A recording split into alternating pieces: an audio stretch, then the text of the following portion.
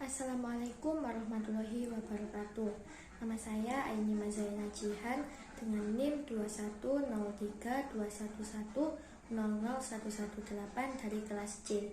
Di sini saya akan membahas program penyuluhan komoditas jagung di Kabupaten Mojokerto.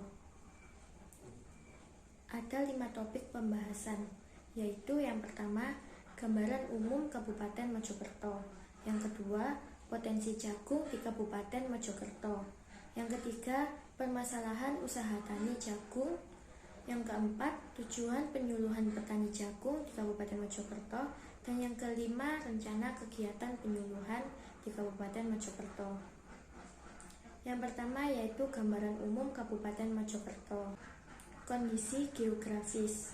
Secara geografis, wilayah Kabupaten Mojokerto terletak antara 111 derajat 20 menit 13 detik sampai dengan 111 derajat 40 menit 47 detik bujur timur, dan antara 7 derajat 18 menit 35 detik sampai dengan 7 derajat 47 detik lintang selatan. Kabupaten Mojokerto terdiri atas 18 kecamatan dan 299 desa, 5 kelurahan.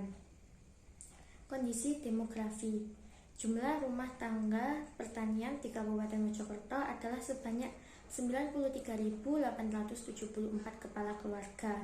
Tingkat pertumbuhan sektor pertanian di kabupaten tersebut berdasarkan sensus pertanian 2013 mencapai 5%. Gambaran tersebut menunjukkan bahwa sektor pertanian memiliki peran penting dalam mendukung pembangunan di Kabupaten Mojokerto. Topografi dan iklim. Sekitar 30% dari keseluruhan wilayah Kabupaten Mojokerto, tingkat kemiringan tanahnya lebih dari 15 derajat, sedangkan sisanya merupakan wilayah dataran sedang dengan tingkat kemiringan kurang dari 15 derajat.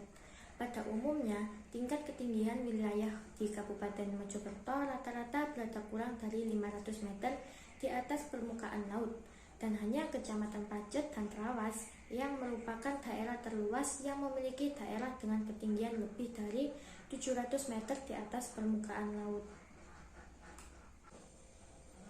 Pertanian di Kabupaten Mojokerto. Kabupaten Mojokerto merupakan salah satu kabupaten di Provinsi Jawa Timur, di mana luas wilayah seluruhnya adalah 9.609.360 km persegi atau sekitar 2,9% dari luas Provinsi Jawa Timur. Sedangkan lahan pertanian di Kabupaten Mojokerto saat ini mencapai 3.071,10 km persegi. Potensi jagung di Kabupaten Mojokerto. Jagung sebagian besar dipasarkan untuk memenuhi kebutuhan industri pengolahan makanan. Selain untuk industri pengolahan makanan, juga untuk pakan ternak. Secara umum, produksi jagung tahun 2018 merupakan yang tertinggi. Hal ini menjadi salah satu indikasi bahwa jagung masih menjadi primadona di sebagian besar masyarakat Kabupaten Mojokerto. Mengingat perawatan tanaman jagung yang cukup mudah dan permintaan pasar yang cukup tinggi untuk tanaman jagung. Teknis usaha tani jagung di Kabupaten Mojokerto. Yang pertama yaitu memilih bibit jagung yang berkualitas dan unggul. Yang kedua, menyiapkan tanah yang sudah diolah.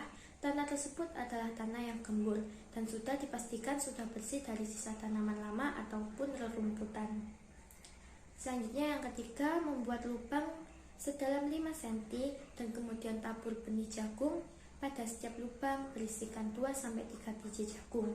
Jarak tanam yaitu 40 x 40 cm. Yang keempat, benih ditutup tanah, bisa dengan menggunakan bajak. Yang kelima, pemupukan dilakukan ketika tanaman berumur 15-20 hari setelah tanam. Yang keenam, penyiangan dilakukan jika rumput sudah lumayan tinggi. Dan yang ketujuh, pendakiran dilakukan dengan menggunakan alat bajak melewati tengah barisan tanaman. Produk diversifikasi jagung.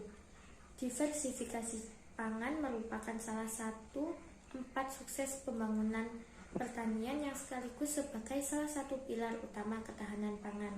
Upaya peningkatan konsumsi jagung dapat dilakukan melalui diversifikasi produk olahan jagung, seperti beras jagung instan dan tepung jagung. Selain itu, jagung juga dapat diolah menjadi makanan ringan seperti emping jagung dan lain-lain. Permasalahan usaha tani jagung. Yang pertama, terbatasnya modal usaha tani. Yang kedua, keterbatasan pupuk bersubsidi. Dan yang ketiga, rendahnya produktivitas jagung sebagai akibat dari beberapa faktor seperti tingkat kekeringan lahan dan kurangnya pengetahuan para petani. Dan yang terakhir, ada kurangnya kegiatan pelatihan serta pendampingan pada bidang pertanian.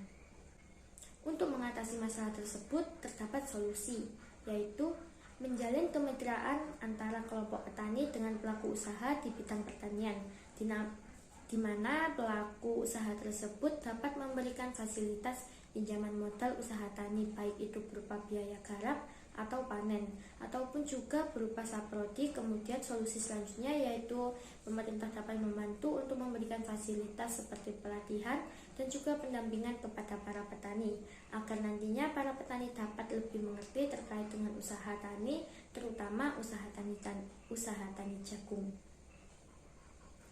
Tujuan penyuluhan pertanian jagung. Yang pertama yaitu meningkatkan produktivitas komoditas jagung di Kabupaten Mojokerto. Yang kedua, meningkatkan pengetahuan, wawasan, dan keterampilan para petani jagung di Kabupaten Mojokerto. Yang ketiga, mengoptimalkan kelembagaan petani jagung, terutama di Kabupaten Mojokerto. Yang terakhir yaitu rencana kegiatan penyuluhan.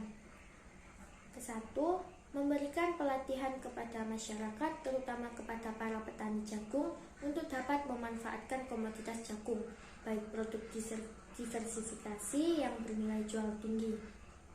Yang kedua yaitu memberikan penyuluhan dan pemahaman kepada para petani jagung mengenai teknik usaha tani jagung yang dapat menghasilkan produktivitas jagung yang tinggi. Dan yang ketiga yaitu melakukan pertemuan dengan kelompok-kelompok tani untuk melakukan bimbingan mengenai penanganan jagung untuk dapat meningkatkan mutu serta mengoptimalkan kelembagaan petani. Cukup sekian dari saya. Wassalamualaikum warahmatullahi wabarakatuh.